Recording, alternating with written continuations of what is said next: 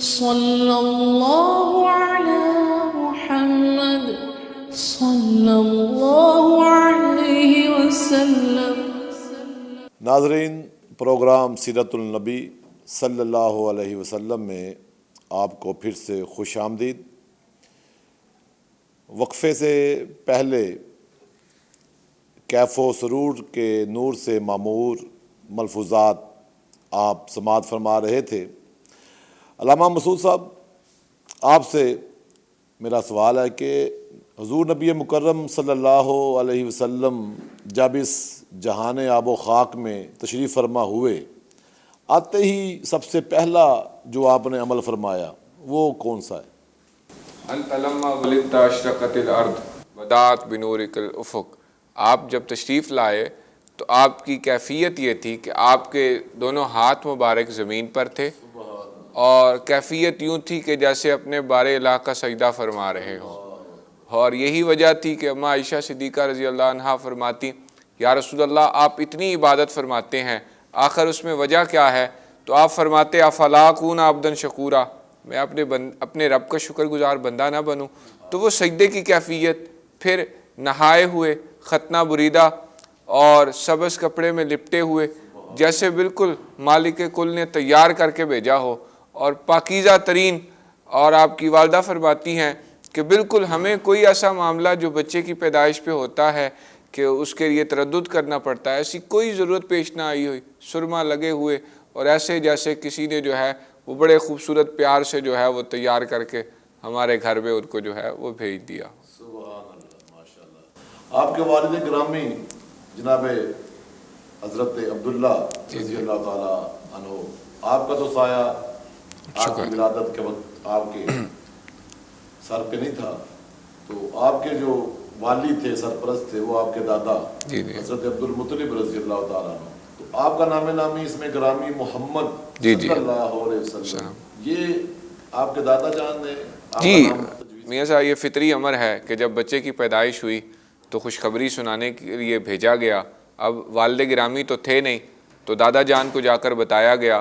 وہ حرم کعبہ میں طواف میں مشغول تھے، وہاں سے اللہ کا شکر ادا کر کے گھر میں تشریف لاتے ہیں، بچے کو اٹھاتے ہیں اور پھر ان کا نام محمد رکھتے ہیں۔ جب ان سے پوچھا گیا کہ آپ نے یہ نام کیوں رکھا، تو آپ فرما دے، میں چاہتا ہوں کہ زمین والے بھی ان کی تعریف کریں اور آسمان والے بھی ان کی تعریف کریں، کیونکہ اہل لغت نے رکھا ہے محمد الذی یحمد حمدا بعد حمد۔ محمد اس ذات کو کہتے ہیں جن کی تعریف کی جائے، پھر تعریف کی جائے، پھر تعریف کی جائے، پھر تعریف کی جائے۔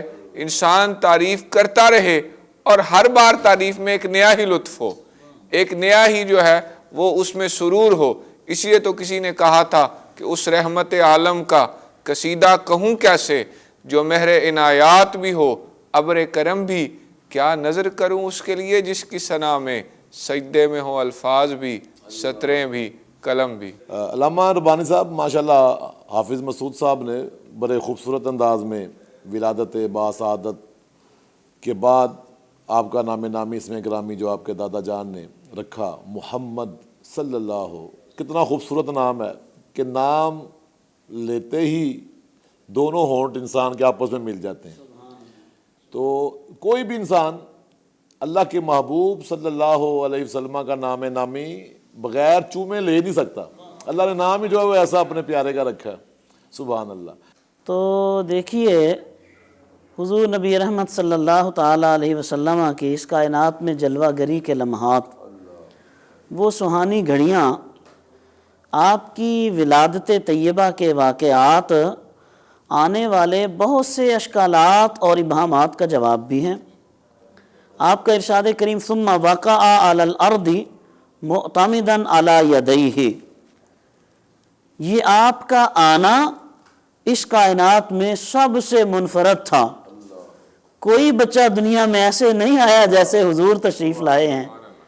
کوئی آنے والا اتنے اہتمام کے ساتھ اور بندوبست کے ساتھ نہیں آیا جیسے حضور اس کائنات میں جلوہ گر ہوئے ہیں۔ پوری کائنات کے مالک و مختار آئے ہیں۔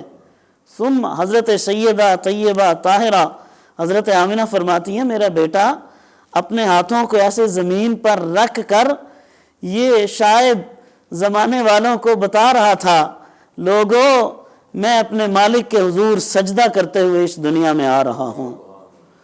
اور اس کے بعد آپ فرماتی ثم اخذ قبضۃ من تراب، پھر آپ نے اپنے مبارک ہاتھوں سے، اپنے نرم و نازک ہاتھوں سے زمین سے مٹی کے کچھ ذرات اوپر اٹھائے، اور شاید یہ اشارہ تھا آپ کا مٹی کو اٹھانا کہ جو الت لی الارض مسجدہ، اہل زمانہ یہ پچھلی امتیں تھیں، یہ پہلے زمانے تھے، یہ پہلے نبیوں کی قومیں تھیں کہ جن کو عبادت کے لیے کسی مخصوص جگہ پہ جانا پڑتا تھا، سجدے میں سر رکھنے کے لیے کسی خاص جگہ پہ جانا پڑتا تھا۔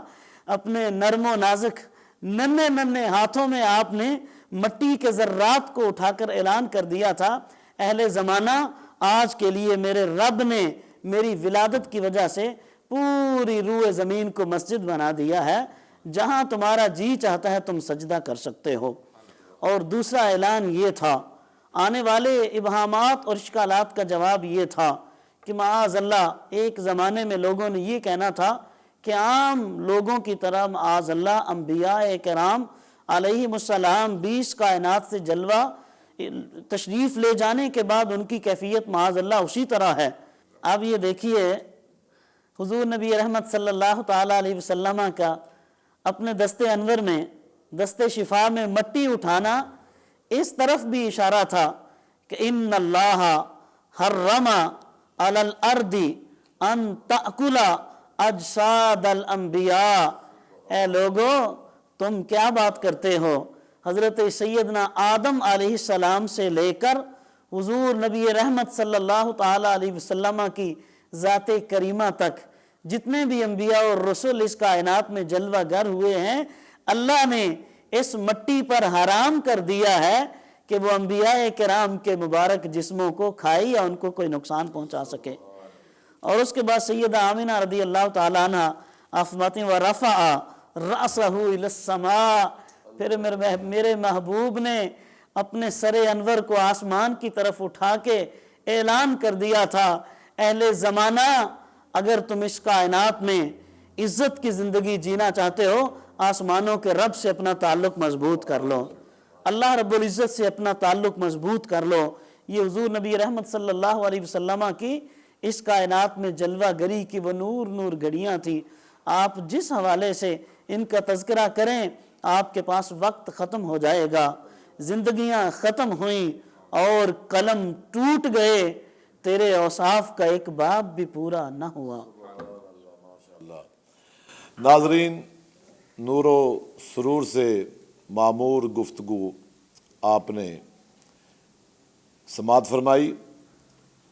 آپ صلی اللہ علیہ وسلم کی ولادت باسعادت کی یہ خوشخبری لے کر جب آپ کے چچا ابو لہب کی لونڈی اس کو یہ خبر سنانے کے لیے پہنچی کہ آج تمہارے مرحوم بھائی عبداللہ رضی اللہ تعالی عنہ کے گھر میں اللہ تعالیٰ نے ایک فرزند ارجمند عطا فرمایا ہے، تو ابو لہب نے اپنا بھتیجا جان کر، اپنے بھتیجے کی پیدائش کی خبر سن کر خوشی کا اظہار کیا اور اپنی ان انگلیوں سے اپنی اس لونڈی سویبہ کو اشارہ کر کے کہا کہ جا اس خوشی میں تو آزاد ہے۔ ناظرین کرام، مرنے کے بعد کسی نے ابو لہب کو خواب میں دیکھا اور اس سے پوچھا کہ بتاؤ کس حال میں ہو۔ ناظرین، آپ جانتے ہیں کہ یہ وہی ابو لہب ہے کہ جس کی مذمت خود اللہ رب العزت نے قرآن مجید فرقان حمید میں بیان فرمائی، تبت یدا ابی لہب و تب۔ کیوں کہ اپنی ساری زندگی میں اس نے اللہ کے محبوب صلی اللہ علیہ وسلم کو تکلیف اور رنج پہنچانے کا کوئی موقع ہاتھ سے نہ جانے دیا۔ لیکن یہی ابو لہب مرنے کے بعد جب کوئی اسے خواب میں دیکھتا ہے تو اس سے اس کا حال پوچھتا ہے، تو وہ بتاتا ہے کہ بڑے سخت عذاب میں ہوں، بڑی تکلیف میں مبتلا ہوں اور بڑے ہی آلام کی کیفیات سے دو چار ہوں، کہ بتاؤ کہ کیا تمہیں کبھی اس تکلیف سے، اس دکھ سے، اس رنج سے کبھی تمہیں کوئی آرام بھی میسر آتا ہے؟ تو اس نے کہا کہ ہاں، جب پیر کا دن آتا ہے تو میری ان انگلیوں سے ایک شیر نکلتا ہے جسے میں پیتا ہوں تو پھر مجھے عذاب میں تخفیف معلوم ہوتی ہے۔ ناظرین ذی وقار، اگر ایک سخت کافر کہ جو مذموم قرآن ہو وہ اللہ کا رسول جان کر نہیں، محض اپنا بھتیجا جان کر میلاد مصطفیٰ صلی اللہ علیہ وسلم کی خوشی منائے تو وہ بھی اللہ کی بارگاہ سے اجر وصول کرے۔ تو جب بندہ مومن اللہ کے محبوب صلی اللہ علیہ وسلم کی ولادت باسعادت کو اپنا ہادی، اپنا راہبر مان کر اور جان کر خوشی کرے گا تو اللہ تعالیٰ اس کے لیے کیسے کیسے انعام اس کو عطا کرے گا۔ ناظرین، نور و نکھت کے اس سلسلے کو لے کر آئندہ پروگرام میں آپ کے پاس دوبارہ حاضر ہوں گے۔ میں اپنے مہمانوں علامہ ممتاز احمد ربانی آپ کا اور علامہ مسعود احمد سیالوی آپ کا بے حد مشکور و ممنون ہوں۔ ناظرین، اپنے میزبان میاں شہزاد احمد کو پروگرام سیرت النبی صلی اللہ علیہ وسلم سے اجازت دیجیے۔ اللہ تعالی ہمارا حامی و ناصر ہو۔ اللہ نگہبان۔ صلی اللہ علی محمد صلی اللہ علیہ وسلم۔